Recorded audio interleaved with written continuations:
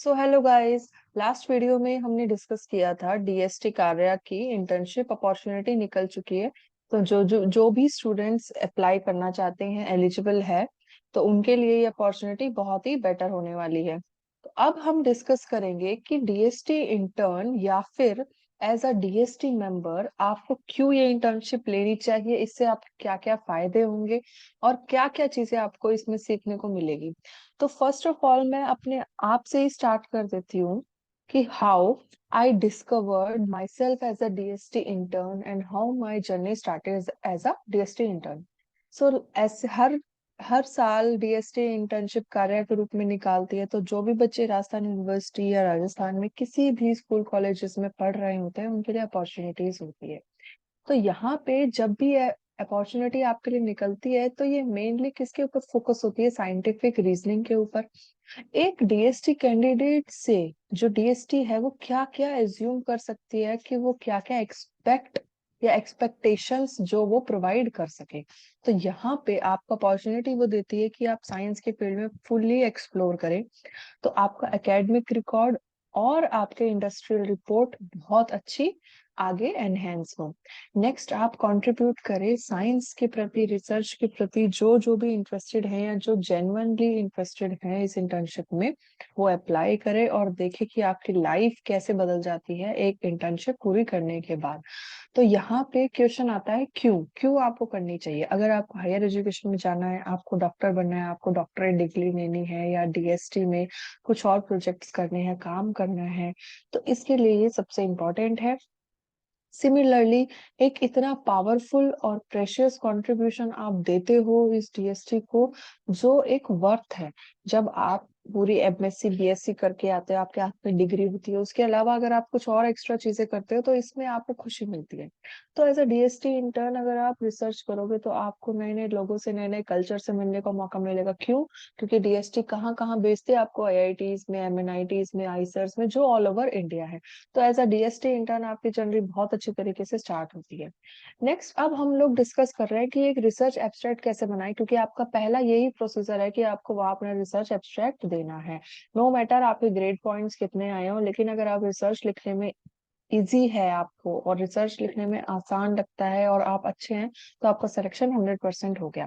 तो first of all मैं अपना एग्जांपल दे रही हूँ। ये मेरा फर्स्ट कार्य के लिए ये मेरा एब्स्ट्रैक्ट था जो मैंने लिखा था। तो इसका मेरे को एक्चुअली एग्रीकल्चर वेस्ट और एनवायरमेंटल साइंस में बहुत ज्यादा मुझे इंटरेस्ट था। तो मैंने उसी तरीके से ही एनवायरमेंटल अप्रोच लेके नैनो पार्टिकल्स का सिंथेसिस किया, क्योंकि मैंने पहले ये काम पढ़ रखा था, कर रखा था।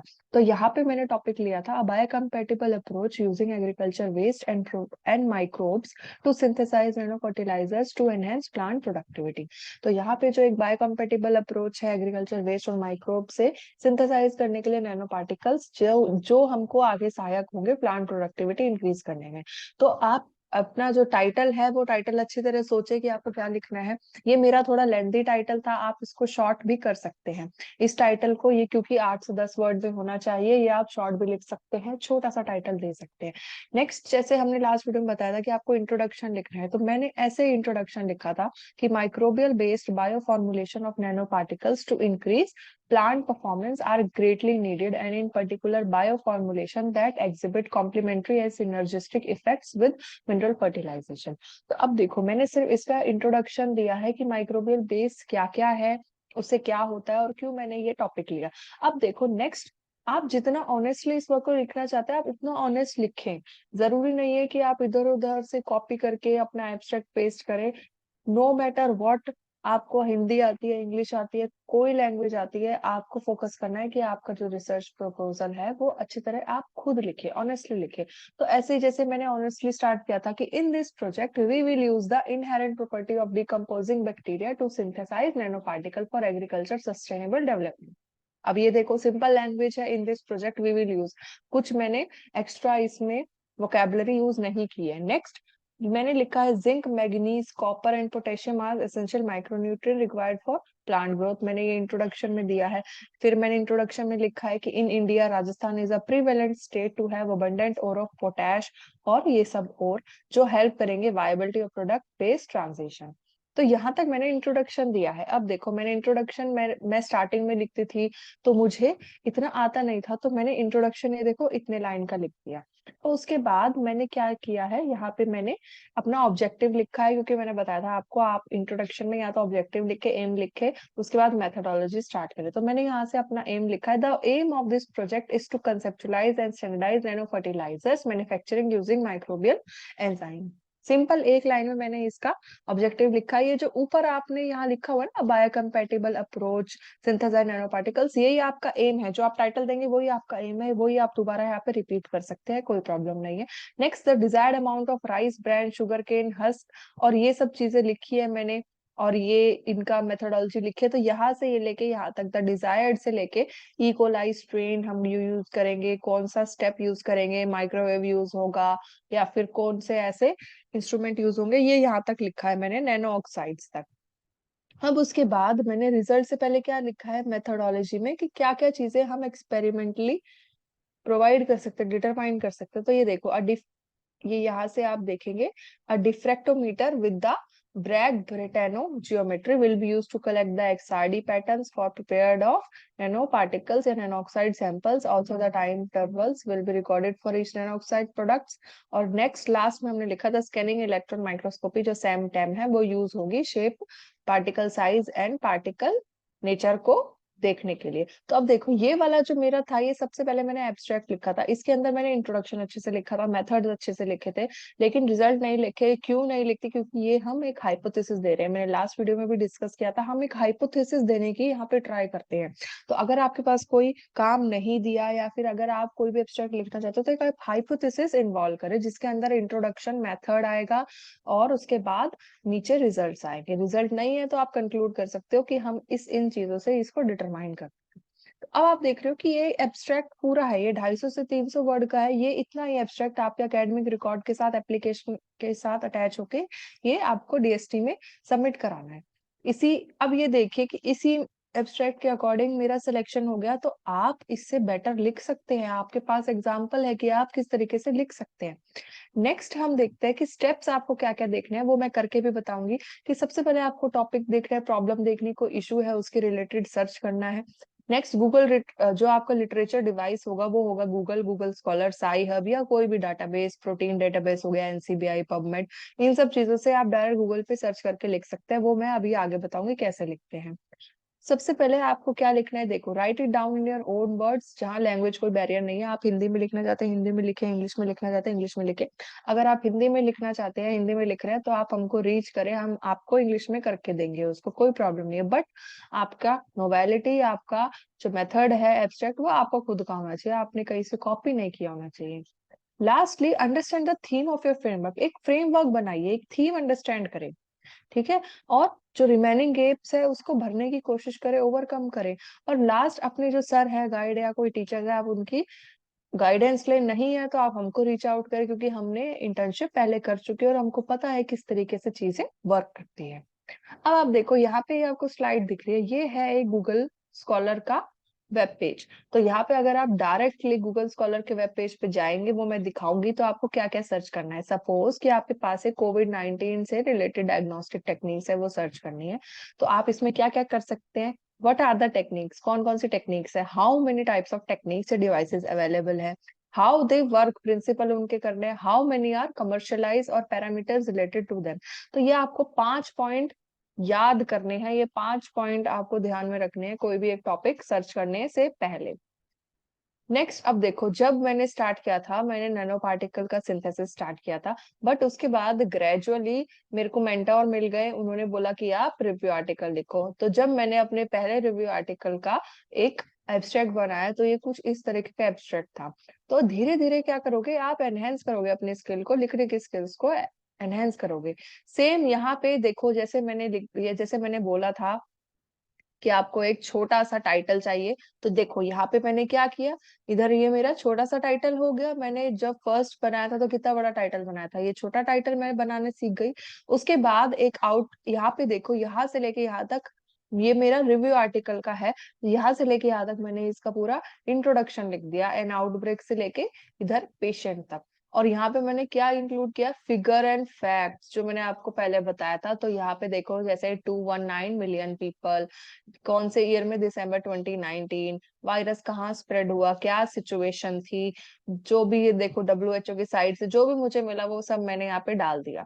तो ये इंट्रोडक्शन हो गया। उसके बाद मैंने लिखे हैं चैलेंजेस, क्या क्या चैलेंजेस फेस करने पड़े हैं डायग्नोस्टिक टेस्ट को, कि क्या क्या थे, सिम्टोमेटिक कैरियर्स आ रहे थे, फॉल्स नेगेटिव आ रहे थे, डायग्नोस्टिक टेक्निक्स में प्रॉब्लम थी, ये सब, ये क्या होते हैं, रिमेनिंग गैप्स होते हैं ये। उसके बाद लास्ट हमने देखा है कि यहाँ पे आप देखोगे कि, और इन दिस रिव्यू, हमने अपने रिव्यू का जिक्र किया कि हमने इस रिव्यू में क्या क्या लिखा है। इंट्रोडक्शन हो गया, चैलेंजेस हो गए। In this review we have compare the existing diagnostic techniques, हमने एम बता दिया, क्या एम था, एग्जिस्टिंग डायग्नोस्टिक टेक्निक्स हमको करनी थी। यहाँ पे कौन कौन सी करनी थी, लैम्प, माइक्रो एरे, जितनी भी हमने पढ़ी थी वो सारी हमने यहाँ पे लिख दी। उसके बाद लास्टली हमने किसको इफेक्टिवनेस दी है, कि a detailed comparison of different technique show that RTPCR is still the most widely accepted. ये हमने इसका क्या बता दिया, रिजल्ट हमने कंक्लूड कर दिया अपने रिव्यू को, कि ये हमको क्या मिला है, आरटीपीसीआर सबसे एक एफिशिएंट डायग्नोस्टिक टेक्निक्स मिली है। नेक्स्ट हमने लास्टली क्या लिखा है डिस्कशन में, कि नए मेथड सिमिलर टू जो आरटीपीसीआर है वो अच्छे हैं, लेकिन एक अफोर्डेबल नहीं है, सिंप्लिसिटी नहीं है। ये सब हमको रिव्यू करने के बाद जो जो मिला हमने लिखा। और लास्टली हमने अपने अप्रोच क्या बताया, कि our approach would be an enormous benefit in selecting a diagnostic device under a given scenario, which would ultimately help in controlling the current COVID-19 pandemic and other pathogenic pandemics in the future. तो ये देखो, ये हमने conclude कर दिया कि हमारी जो अप्रोच है वो किस लिए बेनिफिशियल होगी। तो ये एक रिव्यू आर्टिकल लिखने का तरीका है जो मैंने यहाँ पे इस कोर्स में सीखा कि कैसे सीख सकते हैं। तो ये पीएचडी जो बच्चे कर रहे हैं उनके लिए बहुत अच्छा है कि आप सब कुछ बनाना सीख जाते हैं। लास्टली हम डिस्कस करेंगे कि अगर मान लीजिए आपके पास कोई और केस स्टडी आ जाती है, तो यहाँ पे आप किस तरीके से लिख सकते हैं ये कोविड-19 के ऊपर। तो ये भी सिमिलर आपके पास एब्स्ट्रैक्ट मिलेगा, आपको जस्ट इंट्रोडक्शन लिखना है और उसमें मेथड क्या क्या यूज होंगे ये सब लिखना है। अब फटाफट से हम देख लेते हैं एक्चुअली में कि हम किस तरीके से इसको यूज कर सकते हैं, या फिर किस तरीके से हम लोग अपने एब्स्ट्रैक्ट लिख सकते हैं। तो अब आप देखो, ये आपके गूगल की वेब पेज खुल गया। यहाँ पे आप डायरेक्टली सर्च करेंगे गूगल स्कॉलर, ठीक है। गूगल स्कॉलर सर्च करते ही यहाँ पे फर्स्ट आ जाएगा गूगल स्कॉलर, ये आपका वेब पेज खुल जाएगा। सपोज कि आप नैनो पार्टिकल्स के ऊपर काम करना चाहते हैं, आप अपना नैनो पार्टिकल्स के ऊपर सिंथेसिस या कुछ भी एक कार्य में देना चाहते हैं, स्पेशली फॉर कार्य स्टूडेंट्स। तो यहाँ पे नैनो पार्टिकल सिंथेसिस आपने लिख दिया, एंटर कर देंगे। अब आपको रिव्यू लिखना है। तो अब आप रिव्यू कैसे लिखेंगे, कि आप जैसे यहाँ पे ये देखो लेफ्ट हैंड साइड में, ये आपके जैसे आप सर्च करते हो तो सर्च में ये फिल्टर्स होते हैं ना, तो ये फिल्टर्स है। यहाँ पे आप जैसे ये एनी टाइम है, एनी टाइम मतलब सारे टाइम के आएंगे, बहुत सारे इसमें 1000 2000, ये देखो 23,30,000 रिजल्ट्स आ गए। तो आप कितना देखोगे नैनो पार्टिकल, तो आप फिल्टर आउट करो कि आपको सिंस 2023 के देखने जो रिसेंट है, ठीक है। तो 2023 आपने क्लिक कर दिया। अब देखो यहाँ पे, ये देखो 2023 सारे 2023 के आ रहे हैं, जो जो भी एडवांसमेंट हुई है नैनो पार्टिकल्स में। अब उसके बाद आप क्या करोगे, आप फर्स्ट खोलोगे कि इस क्या है, ये gold nano particle synthesis method functionalization and biological application आ गया। इसको फर्स्ट को आप यहाँ पे खोलो। अब जैसे ही खुल जाएगा, तो खुलने के बाद यहाँ पे आप देखोगे ये टाइटल दिया है और यहाँ पे एब्स्ट्रैक्ट इन्होंने लिखा हुआ है। आप पहले इस एब्स्ट्रैक्ट को पढ़िए कि इस एब्स्ट्रैक्ट में दिया क्या है। अगर ये एब्स्ट्रैक्ट आपको अच्छा लगा है, तो इसमें सपोज कि आप ये वाला एब्स्ट्रैक्ट आपको अच्छा लगा है, तो आप इस एब्स्ट्रैक्ट को करिए कॉपी। कंट्रोल सी कर दिया।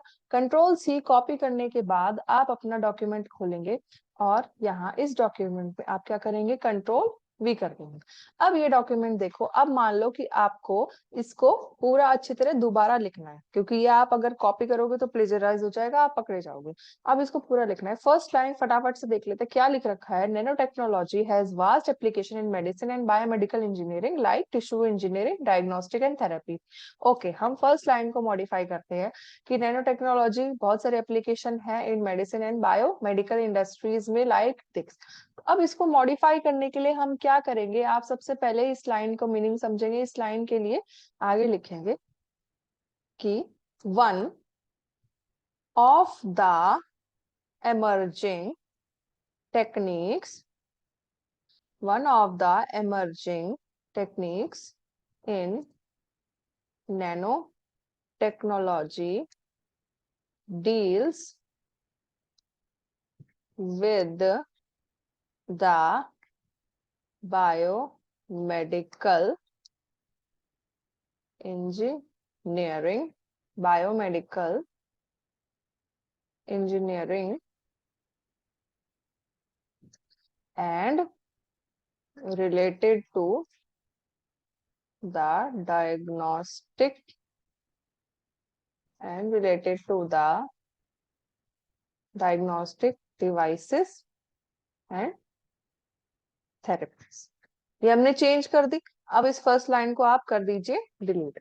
अब उसके बाद सपोज आपको कोई और वर्ड्स आपको करना है, तो यहाँ पे देखो, जैसे इस वर्ड को पूरा हाईलाइट करेंगे, अपन मार्क करेंगे, राइट क्लिक करेंगे, राइट क्लिक करके सिनोनिम पे जाएंगे। सिनोनिम पे देखिए ट्रीटमेंट्स आ गए, रेमेडीज आ गई, हीलिंग्स आ गई, क्योर्स आ गई। तो यहाँ पे अगर आपको रेमेडीज पसंद आ रही है तो इस पे रेमेडीज कर लो। तो इस टाइप से क्या होता है कि आपका प्लेजरिज्म हट जाता है और आप नई सेंटेंस फॉर्मेशन बनाना सीख लेते हैं। इससे भी अच्छा आप बेहतर बना सकते हैं। ये इस वीडियो में जल्दी जल्दी में मैंने ऐसा बना दिया, तो अगर कोई मिस्टेक हो तो प्लीज अपॉलॉजी है। और आप अच्छे तरह, जैसे मान लो कि ये पूरा आपको मॉडिफाई करना है, तो आप उस हिसाब से मॉडिफाई कर सकते हैं। सपोज कि अगर आपको कंसिडरेबल रिसर्च है, इस कंसिडरेबल की जगह आप कोई और वर्ड यूज करना है, राइट क्लिक करके सिनोनिम यूज करेंगे और सिनोनिम में या सब्सटेंशियल या कोई भी डाल देंगे। तो इस तरीके से आप मॉडिफाई कर सकते हो अपने एब्स्ट्रैक्ट को। लेकिन ये एब्स्ट्रैक्ट मैंने पूरा इसलिए लिया है, क्यों?